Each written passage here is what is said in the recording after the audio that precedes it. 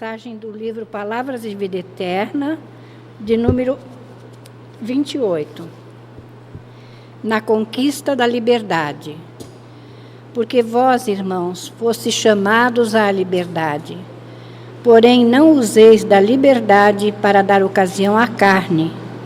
Sede antes servos uns dos outros pelo amor.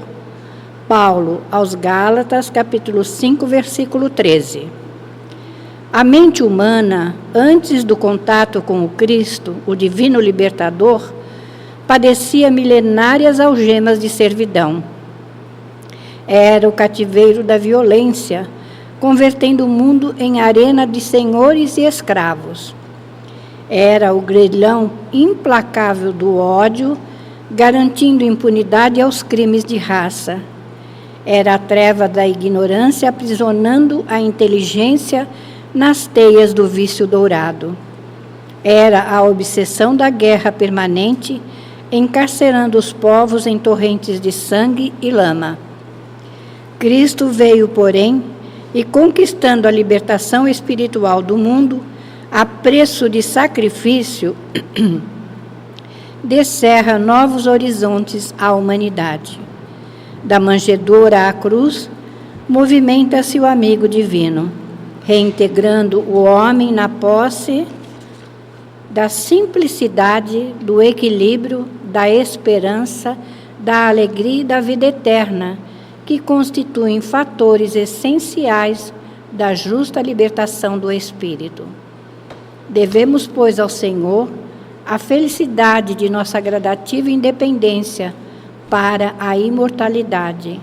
Entretanto, para atingir a glória divina a que estamos destinados, é preciso saibamos renunciar conscientemente à nossa própria emancipação, sustentando-nos no serviço espontâneo em favor dos outros, porquanto somente através da nossa voluntária rendição ao dever, por amor aos nossos próprios deveres, é que realmente alcançaremos a auréola da liberdade vitoriosa. Graças a Deus. Diante desta belíssima lição, em que Jesus exemplificou o tempo todo a sua obediência aos desígnios do Pai, que nós possamos seguir os seus passos, assim como Ele fez, enquanto aqui esteve conosco, nos ensinando como deveríamos nos conduzir na vida. E que essa liberdade que Ele conquistou para nós possamos usá-la com sabedoria e com responsabilidade. E diante de tudo o que nós recebemos de Jesus e dessa doutrina que nos esclarece, agradecidos por tudo, te pedimos, Senhor Jesus, as vossas bênçãos para a nossa reunião da tarde de hoje. Inspira, intui, auxilia a Andréia para que ela possa nos trazer o estudo da tarde de hoje e que nós estejamos todos vibrando no mesmo ideal de servir e seguir ao nosso Mestre Jesus. E assim, Senhor, que seja em Teu nome, em nome de Maria, em nome de toda a espiritualidade aqui presente, mas, acima de tudo e sempre, em nome de Deus, nosso Pai, que encerrando essa prece, possamos dar início à reunião da tarde de hoje. Que assim seja, graças a Deus.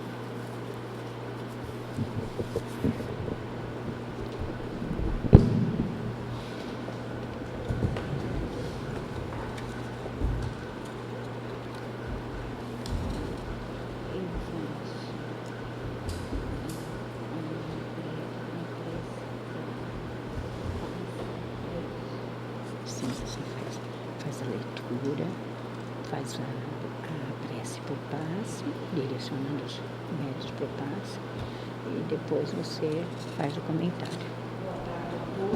No final, a prece final também. Tá? Então, meus amigos, estou aqui de novo para falar com vocês um pouquinho sobre o Evangelho. Nada é por acaso, né? Às vezes a gente acha assim,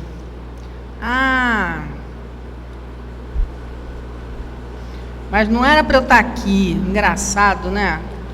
Eu às vezes chegam sextas-feiras assim que me dá uma preguicinha. Aí minha mãe falou assim, você vai na casa do caminho hoje? Mas hoje eu respondi com uma verdade, com uma força. Eu falei, vou.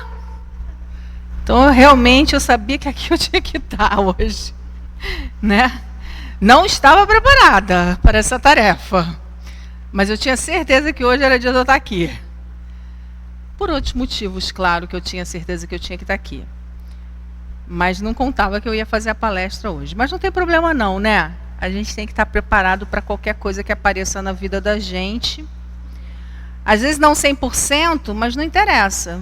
A gente tem que ter a coragem de se apresentar. Então vamos lá.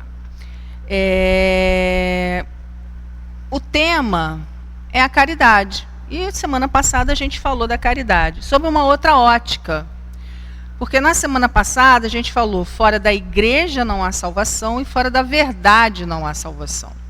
E aqui Paulo, né, na instrução dos Espíritos, ele fala mais claramente para a gente que fora da caridade não há salvação. Então ele vem realmente trazer para a gente aquela ideia que a gente falou semana passada, mas ele vem falar da caridade. Paulo fala exclusivamente sobre fazer o bem.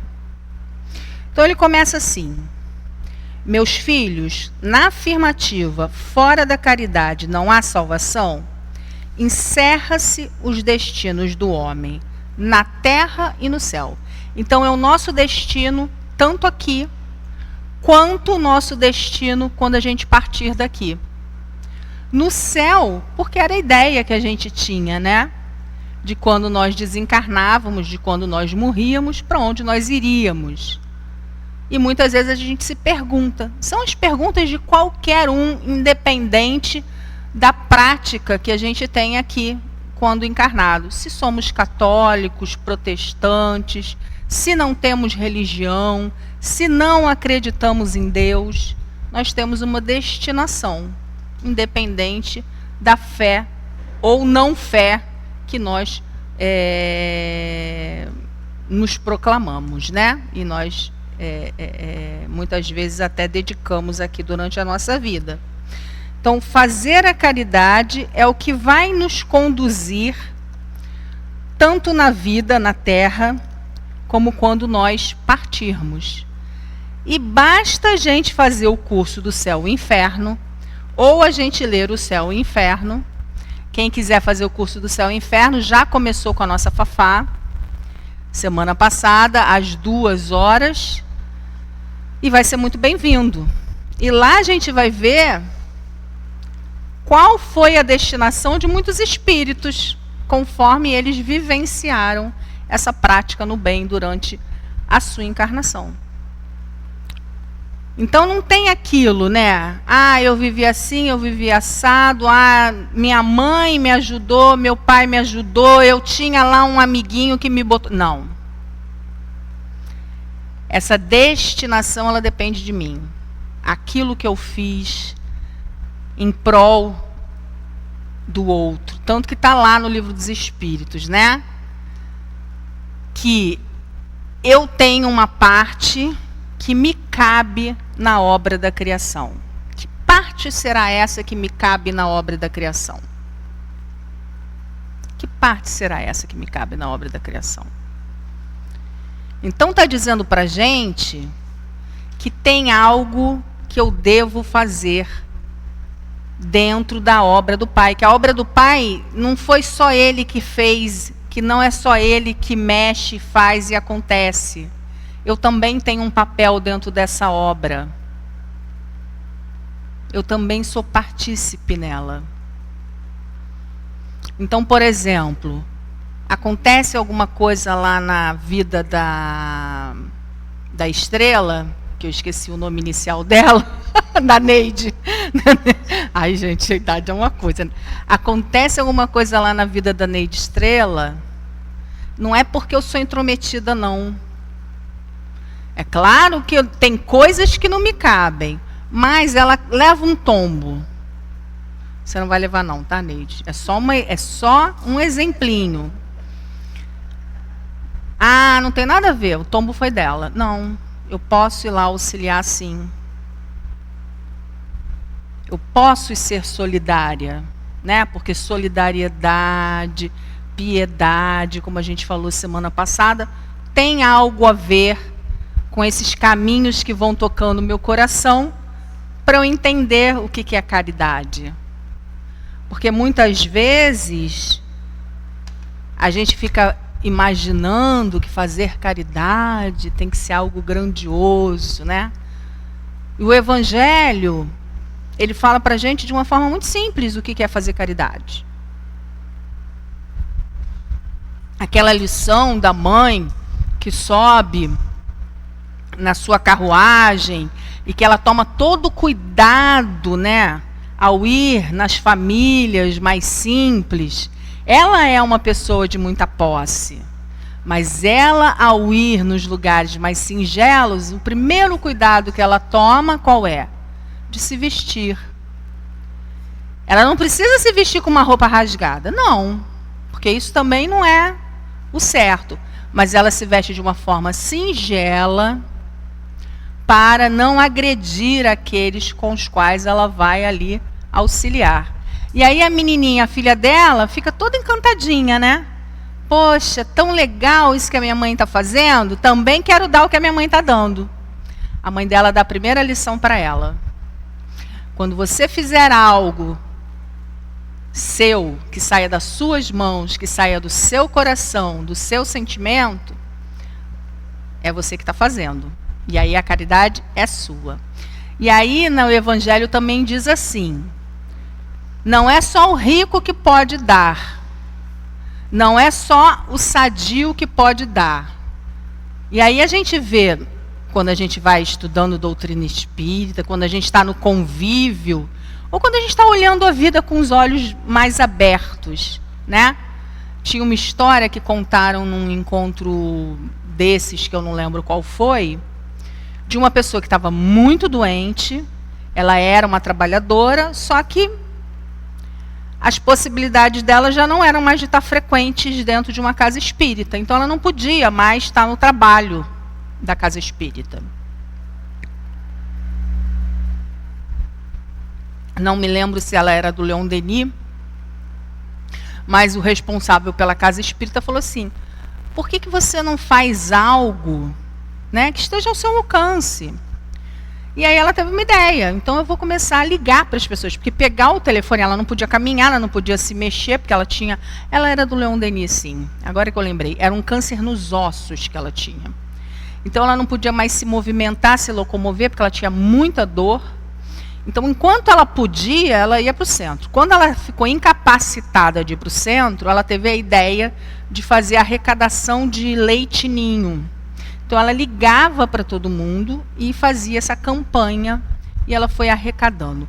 Então, você vê que todos nós vamos arrumando uma possibilidade, mesmo nas nossas limitações. Aquela lição singela do óbolo da viúva. O óbolo da viúva, gente, olha a lição que Jesus traz para a gente. A viúva, ela doa uma moeda, olha o que Jesus fala, a gente tem que ficar bem atento. A moeda, ela não tira a moeda da sobra do dinheiro dela. Ela tira daquele dinheiro que vai fazer falta para o mês dela. Mas ela sabe que aquele dinheiro também pode auxiliar famílias que estão na mesma ou pior situação dela. Por isso que Jesus fala para todos que estão ali, né? Porque é muito interessante que é como se tivesse um caldeirão, né, de metal, alguma coisa que fizesse muito barulho, que as pessoas colocavam no meio para todo mundo ver, para tacar o dinheirinho, a moedinha e fazer aquele barulho, né? Para todo mundo ver que a gente estava dando dinheiro. Aí a gente acha isso maravilhoso, porque aí a gente fala do outro. Olha lá, está se mostrando. Mas será que a gente não faz isso? Né? Será que a gente não faz isso? A gente olha o outro, mas será que a gente não faz isso? A gente faz. A gente faz de outras maneiras. Depois eu vou contar uma para vocês que eu fiz essa semana, que foi uma gafe legal. E aí, aliás, deviam proibir eu de vir aqui, sabia? Porque eu só conto gafe minha. Tinha que mandar outras pessoas para contar gafe aqui. E aí, a viúva vai lá, naquele baldão, né? Que eu nem sei se era isso, porque eu sempre invento, aumento as histórias, mas isso que é legal, né? Que aí dá mais emoção na história da viúva, né? Aí ela joga aquela moedinha. Cara, quando joga aquela moedinha, a gente vê o peso do valor da moedinha da viúva. Porque a gente tem certeza da importância daquela moeda na vida daquela viúva. E aí Jesus fala, aquela oferenda ali é de muito valor. Porque vai fazer falta. Ela provavelmente vai comer muito menos hoje. Está saindo do coração dela. Os outros poderiam dar mais. Estão lá se exibindo. Não estão tirando eles estão tirando do que está sobrando. Eles têm muito mais. É claro que Jesus sabe que eles também estão dando, mas ele está mostrando para a gente o que é a verdadeira caridade, né? O que é o verdadeiro doar-se ali. E aí eu vou contar uma para vocês rirem de mim e vocês verem como é que a gente é falso orgulhoso, né? A gente acha que a gente é muito humilde, falso orgulhoso nem existe. A gente acha que a gente é muito humilde, muito bonzinho, muito caridoso, né? Estou eu lá na fila do sorvete. Não, sorvete não. Meu filho estava comendo um sanduíche em Búzios. A gente foi viajar com a família. E aí estou eu lá comprando lanche para o meu filho. Só ele quer comer. E aí, Danielzinho, né, gente? Tudo pro Danielzinho, né? Aquela coisinha fofa, delícia. Danielzinho, o que você quer comer, meu filho? Você tem muita fome? Pede o duplo, meu amor, né? Tudo para Daniel. Mamãe quer o melhor pro Daniel. Aí vem um menino e pede um sorvete para uma moça que está na minha frente. Andréia aqui tinha pensado tudo pro Daniel. Só estou vendo a cena. Minha cabeça já criticando a mulher da frente. Porque o menininho vem, né? E aí ele fala assim para a moça, moça, uma gracinha o menino. Você compra o sorvete para mim? Aí eu não duvido que vai comprar. Vai comprar nada. Vai dizer que não tem dinheiro. Dito e feito. A mulher disse que não tinha dinheiro. Aí ele virou para mim, tia, você compra sorvete para mim? Eu falei, e agora? O que eu falo? Danielzinho tudo, né, gente? Agora eu vou ficar com a cara dura se eu disser que eu não vou comprar o sorvete, né? Aí a falsa humilde, compro um sorvete. Só que eu estou pensando em comprar o quê? Casquinha, né? O Daniel é duplo, mas ele é casquinha, não é isso? Mas eu sou boa, gente, de coração. Aí lá fui eu. Só que eu não estou contando que o menininho é esperto, né? Caí do cavalo. Aí lá fui eu para casquinha. Aí estou eu na fila. Quando eu vou falar casquinha, o menino olha para mim. Aí ele fala, tia, ai, queria tanto um McFlurry da Copenhague. Aí eu olhei para ele, aí aquela humildade da pessoa se abateu em mim naquele momento. Aí eu falei, Tom na cara. Aí o Ricardo já olhando para mim assim, é casquinha? Não, eu vou comprar um Copenhague, vou comprar um McFlurry. Aí eu comprei um McFlurry pro menino, gente. Vocês não acreditam. Nessa hora, aí ele me desarmou total. Porque ele me agarrou no meu pescoço e me abraçou. Eu não chorei. Eu não sou a falsa humilde. Como é que eu ia chorar de alguma coisa? Mas aquilo, gente, me fez refletir. Me fez refletir bastante. Porque, assim, a gente não é nada daquilo, né? Ele me fez refletir bastante. Com certeza, ele saiu com o McFlurry dele muito feliz. Eu não sei se era o primeiro, se era o segundo. Quantos McFlurries ele já tinha tomado. Mas ele, com um abraço... Na verdade, quem ganhou fui eu, gente. Se ele já estava no primeiro, no segundo, no 10º McFlurry, eu não sei. Mas que ele me deu uma bela de uma lição, porque eu achei que eu estava dando golpe nele, com a casquinha, e eu achando que eu estava, né, me fazendo de boa zona para a mulher que nem olhou para a cara dele. Na verdade, eu ainda não tenho aquela construção, né? Eu estou aprendendo, vocês compreendem? Eu tive a oportunidade de dar para ele aquilo que ele queria, porque o que eu queria era dar casquinha. E ainda de sobra, eu ganhei um abraço. Então, a vida, gente, ela vai dando oportunidades para a gente aprender.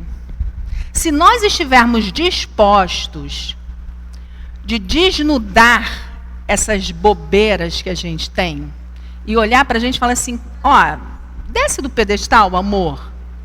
Você ainda não está lá, porque sabe o que acontece? Não é a Francisca, não é a Monique que vai levar uma trombada se ela se colocar lá em cima e na hora que as coisas vierem, ela se reconhecer não sendo aquilo. Você é eu. Né? É claro que a gente ainda sabe que estamos nesse processo. Não é se achar o patinho feio, porque não somos, mas é a gente também entender que a gente está nesse processo ainda. Então, que a gente está nesse caminho de busca mesmo. Né? E que bom que a vida vai mostrando para a gente que a gente está nesse processo de busca e que cada vez mais a gente precisa dessas pessoas na nossa vida para ir mostrando que a gente está nesse processo de aprendizado. E que nos dão essa oportunidade, né, da gente praticar a caridade também, de alguma forma. Não foi bem a caridade que eu pratiquei, mas eu ganhei um belo de um abraço e foi muito bom. Um exercício, né? De eu abrir meu bolso sem ser para o Danielzinho, que tem de tudo, não precisa toda hora do Mac duplo lá da vida. Eu fui dar para um outro menino que provavelmente não tem de tudo, né? Então vamos lá.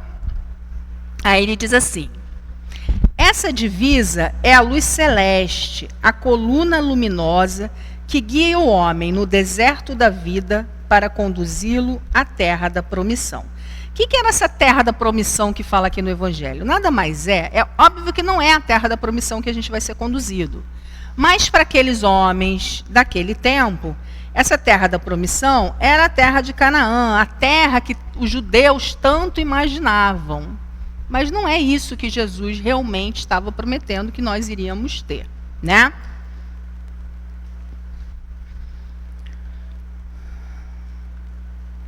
Mas essa luz ela vai nos conduzir, na verdade, pela nossa vida. Por quê? Porque nós estamos nesse deserto, nessa caminhada, muitas vezes, obscuras, né? Isso tudo que a gente estava aqui falando, de muitas vezes não sabermos nos guiarmos. Mas a gente tem um guia. Quem é o nosso guia? É o Mestre Jesus. Ele vem trazer para a gente o que a gente precisa fazer, o que é certo, o que é errado. As leis vão nos ajudando a nos conduzirmos. Jesus vem exemplificar exatamente o que a gente teve que fazer para ir sendo conduzido. E aí eu me lembro do Dr. Herman sempre falando para a gente: se você não sabe o que fazer, seja bom. Se você não é bom, faça o bem. Né? Então, não tem outra fórmula. Vamos fazer o bem o tempo todo. Se você não faz o bem, seja bom. Você é bom? Ele sempre perguntava, você é bom? Aí a gente sempre respondia, não. Então, faça o bem. Então, é o tempo inteiro isso. né? O tempo inteiro a gente tentando trabalhar no bem, porque a gente sabe que ainda não é bom. Então ela brilha no céu, a luz, né? Como uma auréola santa na fronte dos eleitos, e sobre a terra está gravada no coração daqueles a quem Jesus dirá: ide para a direita, benditos de meu Pai. Vós os reconhecereis pelo perfume de caridade que espalham à volta de si. Nada exprime melhor o pensamento de Jesus, nada resume tão bem os deveres do homem como essa máxima de ordem divina. Então, o que seriam os eleitos? Eleitos nada mais não é o eleito, é o preferido de Deus, o preferido de Jesus. Não. Nós seremos reconhecidos justamente por fazermos o bem, justamente por entendermos que é esse o caminho que vai nos conduzir à estrada da perfeição relativa, porque perfeito só Deus.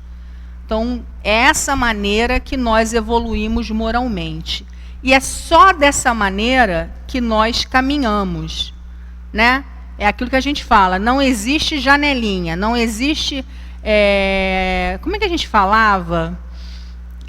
Quem trabalha em serviço público tinha muito disso também, era pistolão, né? Não tem pistolão para Deus. O único pistolão na lei divina é a questão moral, é avançar moralmente. E para avançar moralmente, eu tenho que me modificar. E para me modificar, muitas vezes a gente no trabalho do bem é que vai aprendendo. Temos que estudar para evoluir a parte da inteligência, porque a inteligência nos ajuda a entender as leis, né? Se a gente não consegue entender as leis, fica difícil a gente também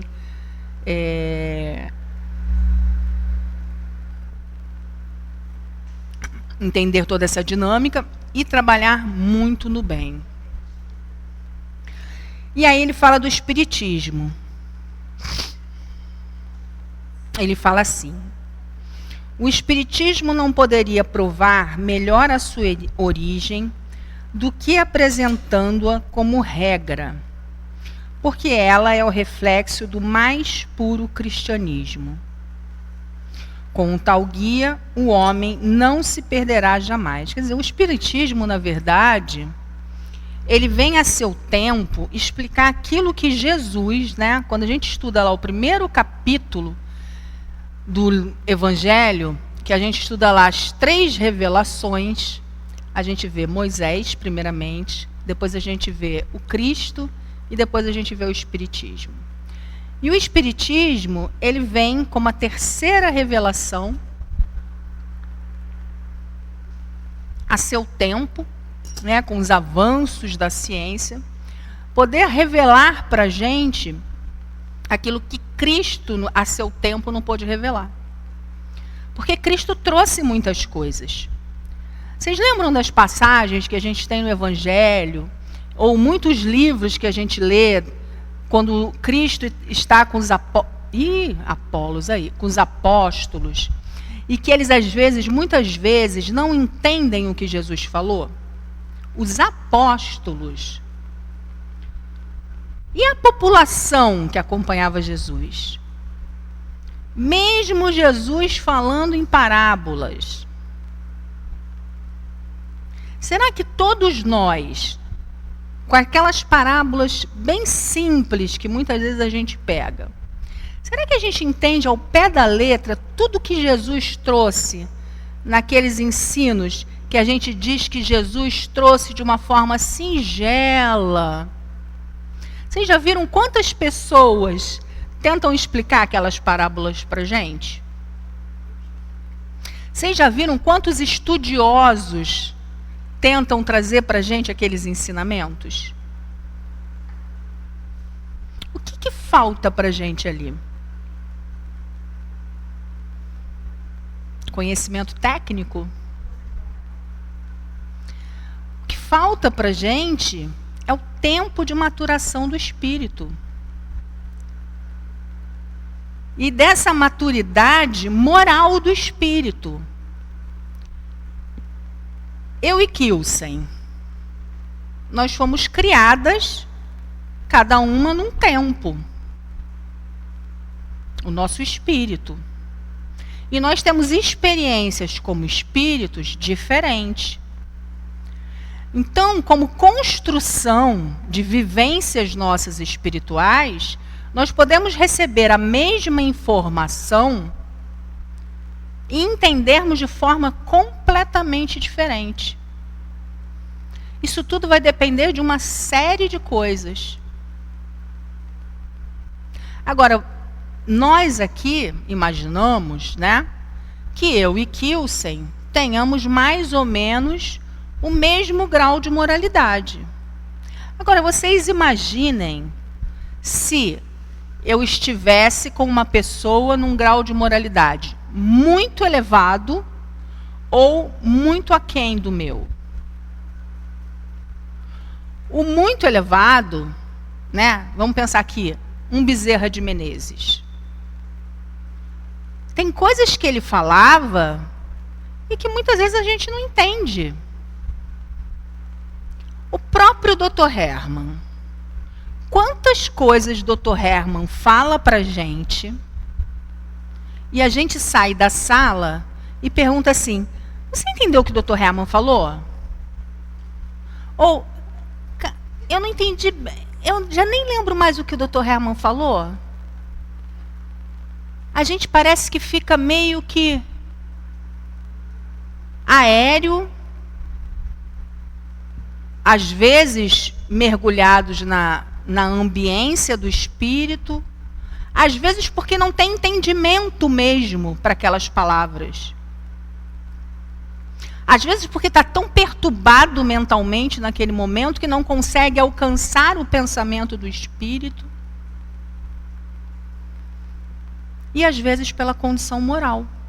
O espírito traz uma visão que está muito acima. E aí a gente vai lembrar uma passagem do Evangelho que diz sobre o ponto de vista. Que o ponto de vista de uma pessoa que está aqui na montanha é diferente do ponto de vista de uma pessoa que está aqui. Quem está aqui no ponto alto da montanha, ele vai ver tudo que está lá embaixo. Agora, quem está aqui olhando para cima, ele vai ver a mesma coisa? Quem está aqui vai ver o que está aqui? Então, essa é a grande diferença. E quando a doutrina espírita vem, ela vem esclarecendo e provando várias questões, trazendo, por exemplo, o mundo espiritual, que Jesus não traz para a gente.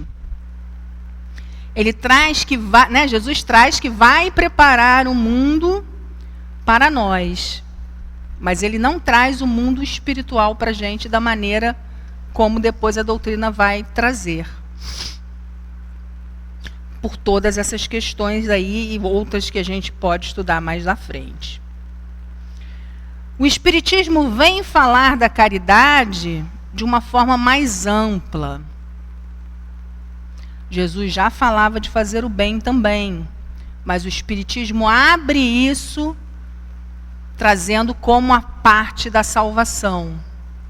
Salvação também entendendo, não a salvação como se entendia, né? Então vamos lá. Dedicai-vos, portanto, meus amigos, a compreender-lhe o profundo sentido e as consequências, procurando por vós mesmos as suas aplicações. Submetei todas as vossas ações ao controle da caridade, e as vossas consequências não somente vos impedirá de fazer o mal, mas vos fará praticar o bem. Porque não é suficiente uma virtude negativa, é preciso uma virtude ativa. É aquilo que a gente falou sobre a parte da obra que nos cabe na criação. Nós somos pessoas que fomos criadas por Deus para sermos ativos. E a caridade é o amor em ação. Então, quando Jesus inaugura a lei do amor, não é aquele amor parado. É o amor em movimento. E a caridade é esse amor em movimento. Quando eu amo só o meu filho, eu só amo o meu filho. Eu posso amar só o meu filho? Tem mãe que fala assim: ah, eu estou vivendo a minha vida pelo meu filho. Isso é amor, gente? Foi esse amor que Jesus veio nos ensinar? Esse é o amor que Jesus nos ensinou? Que Deus nos ensina?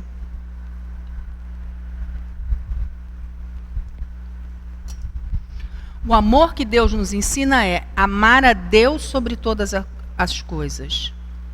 Amar ao próximo como a mim mesmo. Então ele está dizendo que eu preciso me amar como eu amo ela. Mas para eu amar aqui o 100, ou amar o meu filho, ou amar a minha mãe, o meu pai, o meu amigo, o meu irmão, eu preciso me amar. Como amar o outro se eu não me amo? Como cuidar do outro se eu não me cuido? Não existe isso.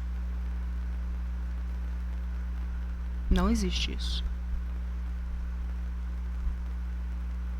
Então eu preciso primeiro me amar, primeiro me ajudar, para depois auxiliar o outro, para depois enxergar o outro. Se eu entendo que tomar banho é um ato de amor para comigo, eu entendo que é um ato de amor para com um morador de rua.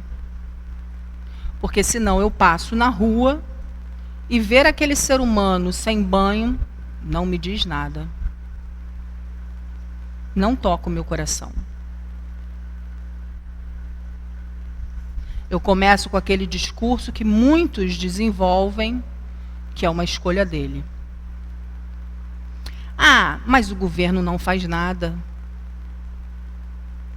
Ah, mas ele decidiu ser vagabundo. Eu começo a responsabilizar e culpabilizar, mas eu também não vejo que eu faço parte de uma sociedade em que eu tenho responsabilidade.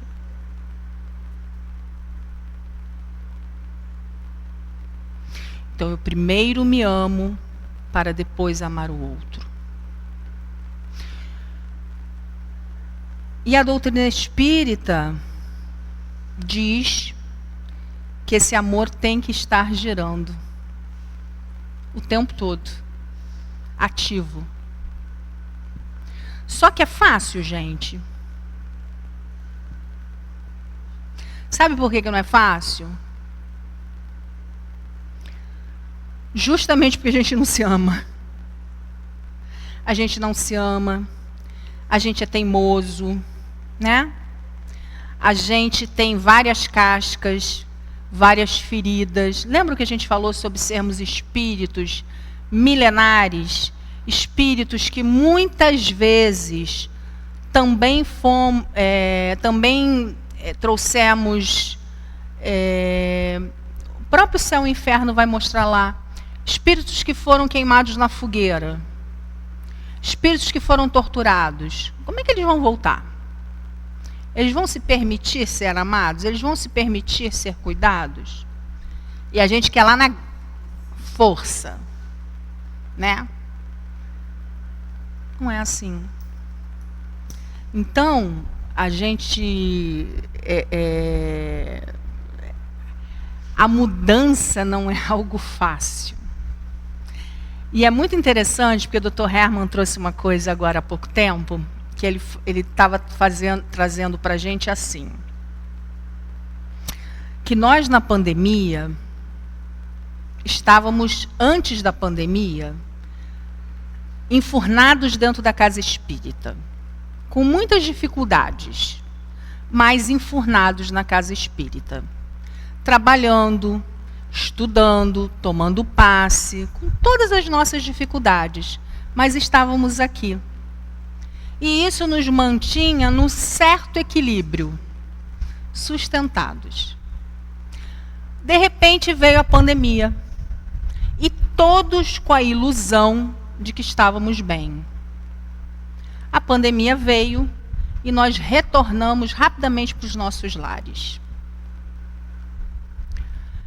E nos nossos lares, que aparentemente é um lugar em que a gente se sente bem, que é um lugar que tem a nossa vibração, muitos de nós adoeceu rapidamente.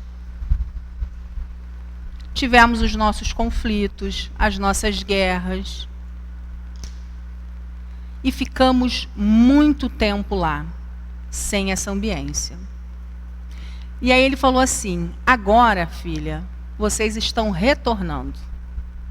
E vocês estão retornando, parece que para uma guerra. Então, por exemplo, a Kilsen está vindo muito doente. A Francisca está vindo muito doente. Mas ambas, não estou dizendo que são vocês não, tá? Por favor, é exemplo fictício. Aí a Kilsen chega e quer ser atendida. A Francisca também. Mas se a Francisca não for atendida, ela vai ficar indignada. Porque ela quer ter prioridade. E a Kilsen também. E ai de quem for o ser humano que não der prioridade. Porque todo mundo está querendo ser ouvido e atendido. Então, o que ele quis dizer é que nós estamos sem empatia nenhum uns com os outros e que todos nós estamos doentes e desequilibrados. Sem pensar que todos nós somos pacientes dentro desta casa. E que estamos uns e outros nos acusando e não tendo o menor amor uns pelos outros. Assim, falta de tolerância mesmo. Então, em vez de eu chegar, como muitas vezes nós chegaríamos em outros momentos e falaríamos assim: poxa, mas a Kilsen não deve estar bem. Não. A gente ainda encontra a turma da ferrugem que fica assim: caramba, mas é grossa mesmo, né? Eu não volto mais. E aí vai lá e se desliga da casa. Total falta de empatia. Total falta de empatia. E tá fácil, né? Tá fácil num momento de outras questões que a gente vem vivenciando na casa, da gente abandonar o barco, né? Tá fácil. Só que olha só,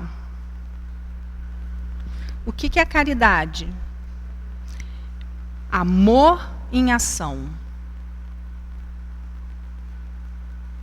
Se eu abandono agora, se eu desisto agora, se eu não tivesse empatia com a Kilsen, se eu não tivesse empatia agora com a Francisca, essa conta vai ser cobrada.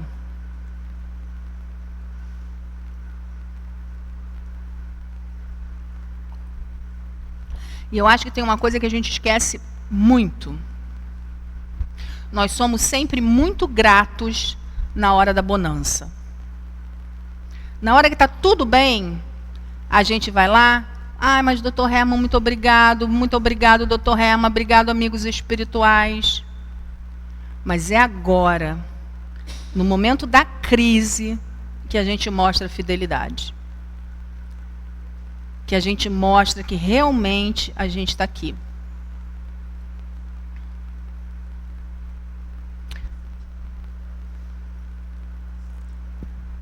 Então vamos lá.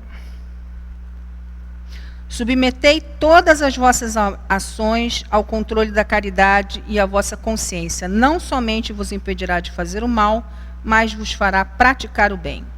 Porque não é suficiente uma virtude negativa, é preciso uma virtude ativa. Acabei de ler isso. Para fazer o bem, necessita sempre da ação da vontade. Para deixar de fazer o mal, basta muitas vezes o não fazer nada, a indiferença. Então, fazer o bem depende da minha vontade. Fazer o mal não é só eu lá e praticar o mal. Basta eu não expressar minha opinião, basta eu ficar quieto, né? Basta eu ficar aqui. Basta, por exemplo, nessa situação que eu falei, vamos supor que eu vejo uma situação que tem ocorrido e eu não me pronuncio. Eu deixo aquele mal se propagar. Eu não vou lá e não ponho panos quentes na situação. Isso é fazer o mal. Eu estou deixando o mal se propagar. Então a gente tem que estar muito atento a isso, ao que o Evangelho está trazendo para a gente. A indiferença. Então, quando eu também passo na rua e finjo que eu não estou vendo, gente, isso aqui eu vou pagar minha língua, porque assim, eu muitas vezes sou indiferente. Eu nem vou pagar minha língua, né? Porque a língua eu não falo, mas assim, eu tenho certeza. Quantas vezes eu fui indiferente na minha vida? Né? E isso é íntimo e pessoal, né? Eu estou falando aqui para vocês porque eu estou na palestra, mas isso aí cada um tem que fazer a sua reflexão. Mas eu tenho certeza que muitas vezes eu fui indiferente na minha vida. Indiferente por preguiça, indiferente por N situações. E essa indiferença vai ter uma conta em que eu vou ter que prestar, né? E que cada um depois pense sobre a sua.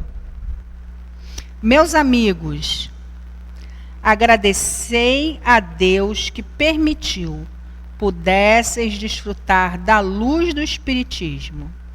Não que somente os que a possuem possam ser salvos, mas, ajudando-vos a compreender melhor os ensinamentos do Cristo, ela faz de vós melhores cristãos. É verdade, né? A gente podendo, através do Espiritismo, entender as lições do Cristo, nos faz sermos melhores, porque a gente consegue praticar melhor os ensinamentos. Tira muitos penduricalhos, né? Muitos mal entendidos daquilo, muitas bobajadas que vinham, que muitas vezes nem foi Cristo que trouxe daquela forma, né? E que foi sendo acrescido ali a palavra do Cristo. Fazeis, portanto, que ao ser desobservados, se possa dizer que o verdadeiro espírita é o verdadeiro e o verdadeiro cristão são uma só e só a mesma coisa. Porque todos aqueles que praticam a caridade são discípulos de Jesus, qualquer que seja o culto a que pertençam. Paulo, Apóstolo, Paris, 1860. Por quê? Porque o Espiritismo ele é baseado naquilo que Cristo trouxe. Né? Ele só vem trazer de uma forma diferente, não é nem uma forma diferente, ele vem trazer explicações mais claras daquilo que Jesus estava trazendo. Por quê? No tempo de Kardec, a ciência já tinha avançado e ele pôde trazer mais coisas, clarear mais coisas do que Jesus podia trazer. Ele pôde trazer o mundo espiritual, ele pôde trazer a comunicabilidade dos espíritos de forma mais clara, ele pôde trazer a questão do perispírito, né? Ele pôde mostrar para a gente a questão da transformação do Tabor, porque a transformação do Tabor ocorreu com Jesus e os apóstolos. Mas ali a transfiguração a gente não entendia como tinha acontecido. Quando a gente vai entender, através dos espíritos, o que é corpo, o que é espírito, o que é perispírito, a gente vai entender como que os apóstolos se transfiguram.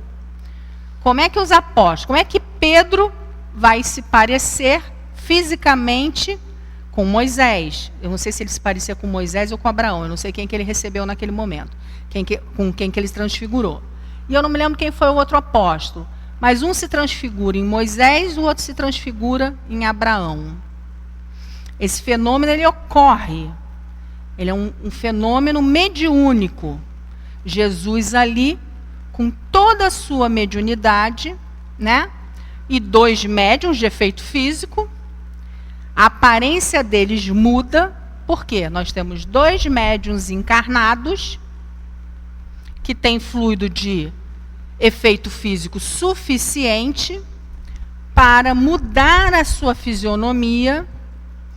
Um vai parecer com Moisés, o outro com Abraão, para o quê? Para derrubar a questão de que não se podia comunicar-se com mortos. porque lá Moisés havia dito que não podia se comunicar com mortos em função da grande bagunça que era essa comunicabilidade. E, na verdade, Moisés só faz isso porque as pessoas faziam isso nas brincadeiras. O que Moisés estava proibindo era aquela comunicabilidade que não era séria. Então, por isso que a transfiguração ocorre, para que Moisés dê o certificado de credibilidade, dizendo, não, olha, a comunicabilidade ela é séria, ela é para ser feita. Só que ela é para essa seriedade, né? Então, tem que aparecer realmente o Moisés personificado naquela figura, e o Abraão, que é o pai dos judeus, né? Para esses dois apóstolos, que eu juro que eu não lembro quem é o outro apóstolo, mas está aqui no Evangelho, que é a transfiguração do Tabor. Então, vocês veem que Espiritismo nada mais é do que o cristianismo redivivo. Mas a gente não esquecer que essa lição do Evangelho, ela está falando sobre a caridade. Que se a gente quer ter um belo futuro na Terra e um belo futuro no mundo espiritual, vamos trabalhar no bem, vamos nos despojar, né, como o Ivo falava sempre para a gente, do homem velho, da mulher velha, desse cacareco todo. E não adianta fazer cirurgia plástica, gente. Ivo Pitangui já foi, ele era ótimo, acredito que deve ter muito cirurgião maravilhoso, mas eles não vão fazer a melhor cirurgia que existe, que é a cirurgia moral. Essa, só Jesus, meus amores. Tem que malhar com Jesus. As criancinhas lá do terceiro andar e os adolescentes aqui do salão já sabem, tá? A Fátima me contou uma fofoca quente, que tem uma adolescente aqui que deu um show no sábado, que falou que toda vez que vai subir nas tamancas, coloca a água lá do Chico na boca, que é a água da paz. Eu falei, gente, evoluída. Aonde está essa menina que eu quero ter aula com ela? Que ela tem que estar dando aula para mim. Porque eu, às vezes, subo nas tamancas e falo um monte de bobagem. Essa daí já está com adolescente falando isso? Pode subir. Para dar aula para a gente, né?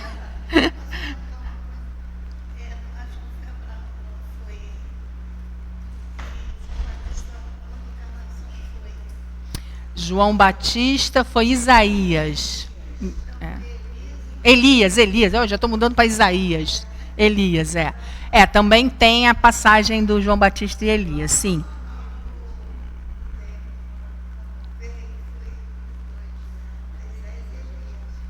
Não. Não, Elias e... Essa é outra passagem. Essa é outra passagem que perguntam para Jesus, e aí dizem que João Batista já tinha vindo e não o tinham reconhecido. Aliás, que ele já tinha vindo e que não tinham reconhecido, que era João Batista.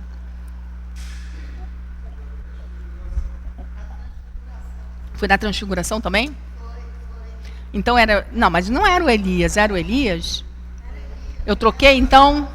Que pena. Olha, vai sair feio agora para mim. E olha que na quarta-feira... Não, e na quarta-feira eu botei Moisés e Abraão de novo. Era Elias e Moisés? Então, aí, muito bom, você me cortou, mas foi por uma boa... Não, olha só, a gente vai ficar gravado. Moisés e Elias, obrigado. Está aqui no Evangelho, e depois vocês...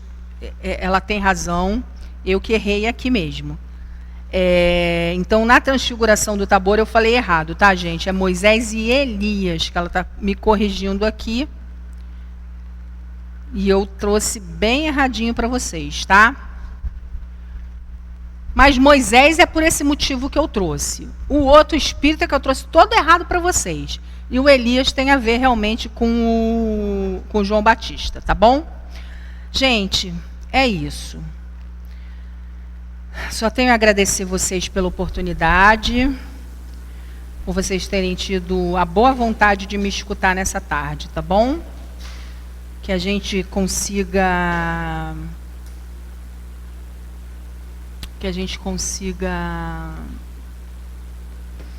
permanecer com os nossos corações elevados e continuar aproveitando bastante esse momento da nossa reunião. Graças a Deus.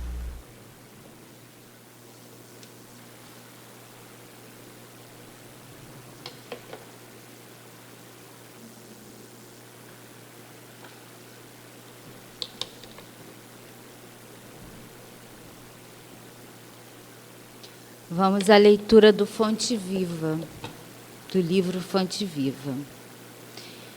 A lição é a de número 47. Autolibertação.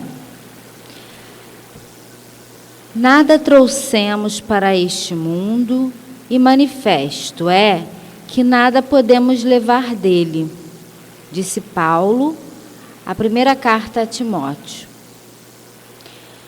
Se desejas emancipar a alma das grilhetas escuras do eu, começa o teu curso de autolibertação, aprendendo a viver como possuindo tudo e nada tendo, com todos e sem ninguém. Se chegaste à terra na condição de um peregrino necessitado de aconchego e socorro, e se sabes que te retirarás dela sozinho, resigna-te a viver contigo mesmo, servindo a todos, em favor do teu crescimento espiritual para a imortalidade. Lembra-te de que, por força das leis que governam os destinos, cada criatura está ou estará em solidão, a seu modo, adquirindo a ciência de autossuperação. Consagra-te ao bem, não só pelo bem de ti mesmo, mas, acima de tudo, por amor ao próprio bem. Realmente, grande é aquele que conhece a própria pequenez ante a vida infinita. Não te imponhas deliberadamente, afugentando a simpatia. Não dispensarás o concurso alheio na execução de tua tarefa. Jamais suponhas que a tua dor seja maior que a do vizinho, ou que as situações do teu agrado sejam as que devam agradar aos que te seguem. Aquilo que te encoraja pode espantar a muitos, e o material de tua alegria pode ser um veneno para teu irmão. Sobretudo, combate a tendência ao melindre pessoal, com a mesma persistência empregada no serviço de higiene do leito em que repousas. Muita ofensa registrada é peso inútil ao coração. Guardar o sarcasmo ou o insulto dos outros não será o mesmo que cultivar espinhos alheios em nossa casa? Desanuvia a mente cada manhã e segue para adiante, na certeza de que acertaremos as nossas contas com quem nos emprestou a vida e não com os homens que a malbaratam. Deixa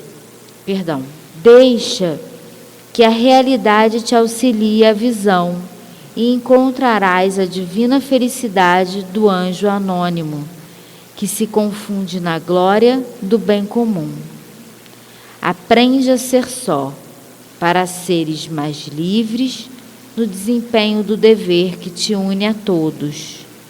E de pensamento voltado para o amigo celeste, que esposou o caminho estreito da cruz, não nos esqueçamos da advertência de Paulo, quando nos diz que, com alusão a quaisquer patrimônios de ordem material, nada trouxemos para este mundo, e manifesto é que nada podemos levar dele. E agora, nesse momento, nós vamos nos preparar para o passe.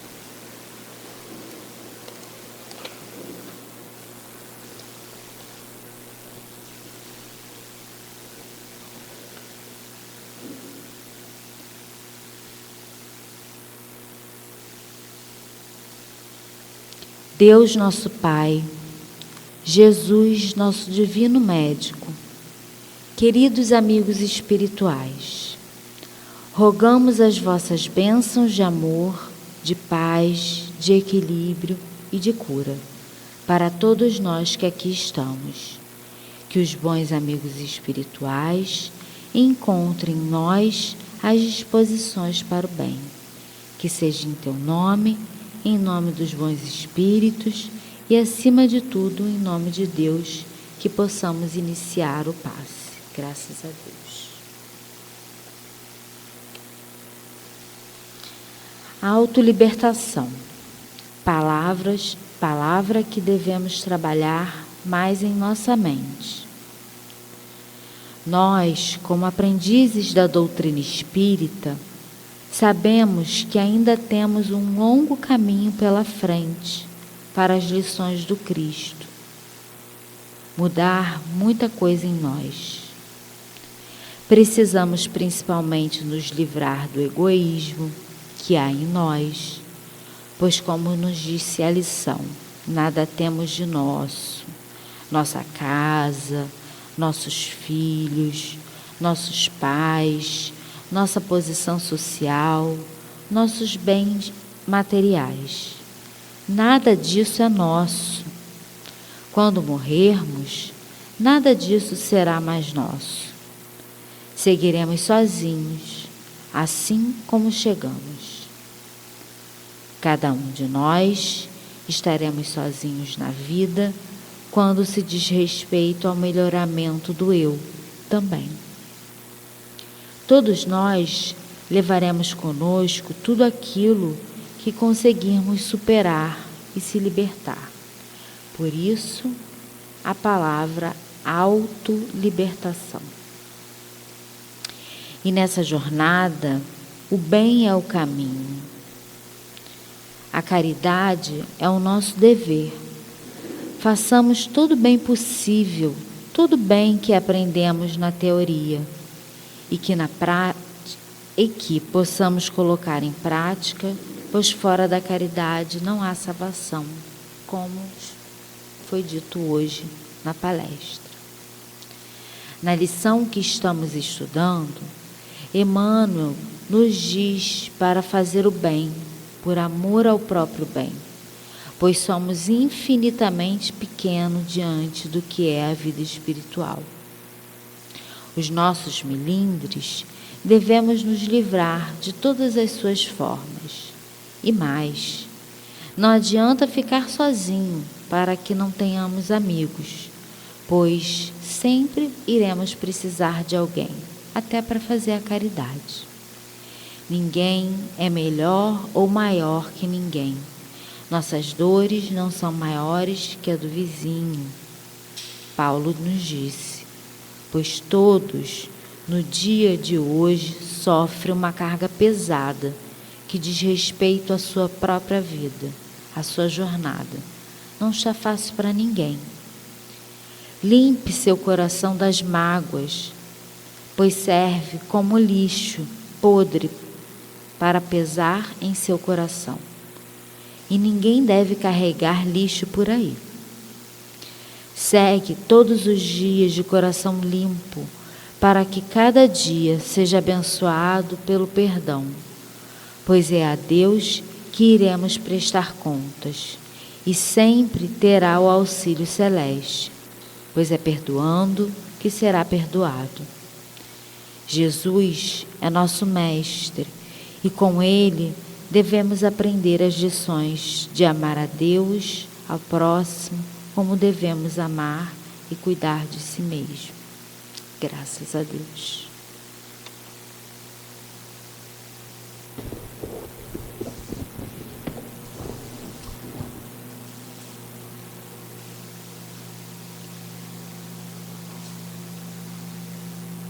A lição de hoje, ela nos traz motivo para muitas reflexões sobre as atitudes que estamos tomando na vida. E diante do conhecimento de todo esse material vasto que a doutrina nos traz, nós temos que olhar para nós mesmos, buscando trabalhar as nossas deficiências, os nossos melindres, o nosso orgulho, o nosso egoísmo e a nossa vaidade. E vamos lembrar daquela frase que Santo Agostinho tanto nos ensina no Evangelho. Conhece-te a ti mesmo. Eu acho que isso é um dos exercícios mais complicados e difíceis para nós espíritos em caminhada evolutiva. Porque é muito fácil você apontar o defeito do outro, a rispidez do outro.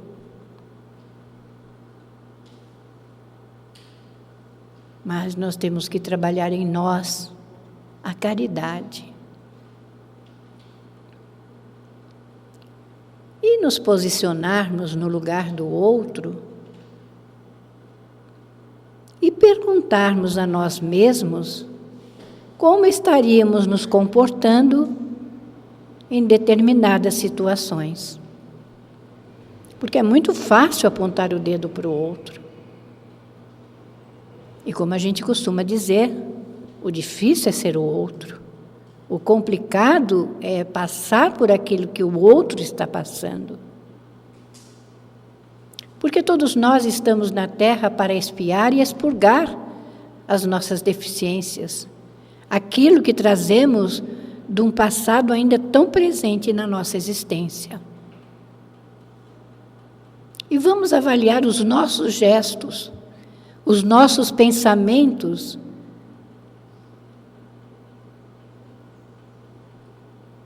e as nossas palavras. Porque a palavra tem peso, mas o pensamento também atinge o outro. E diante do conhecimento de que tudo aquilo que pensamos pode atingir o outro, se nós não queremos o mal para nós, nós temos que nos posicionar de uma maneira diferente. Foi aquilo que a Andréia falou. Se eu não me amo, como é que eu vou amar o outro? Se eu não me amo, como é que eu vou amar a Deus? Pensemos muito nisso.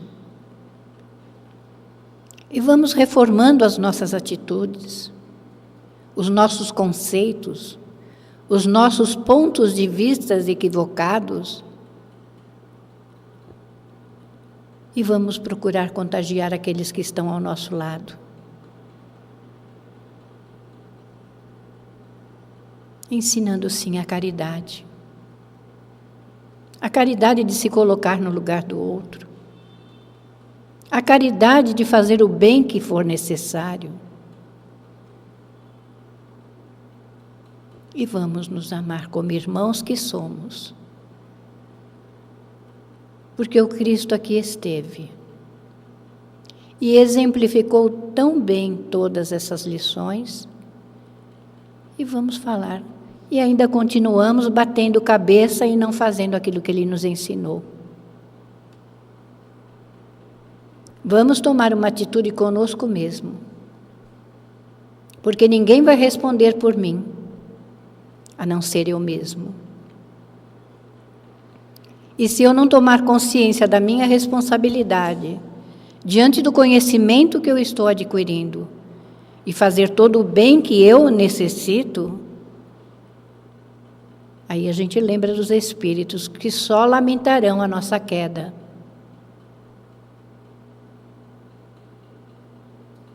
Valorizemos, sim, todo o trabalho da Casa Espírita, desde os mais simples até os mais complexos.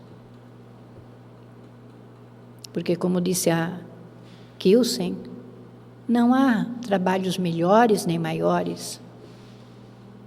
Todos são importantes.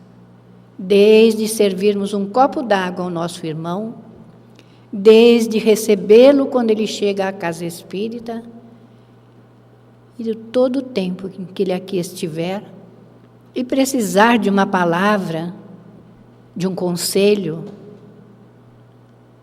e de um ombro amigo para chorar. Porque todos nós somos necessitados. Todos nós precisamos de ajuda. E nós estamos aqui para fazer isso. Para nos olharmos como verdadeiros irmãos que somos e seguirmos, sim, os passos do nosso Mestre Jesus, fazendo aquilo que Ele nos ensinou. E diante de tudo isso, que Deus possa abençoar a cada um de vocês, derramando, sim, a sua paz e o seu amor, hoje, agora e sempre. Graças a Deus. E assim, felizes e agradecidos estamos ao término dessa palestra, dessa casa bendita, que é a Casa do Caminho. E que cada lição dita hoje possamos absorver, possamos aprender e praticar.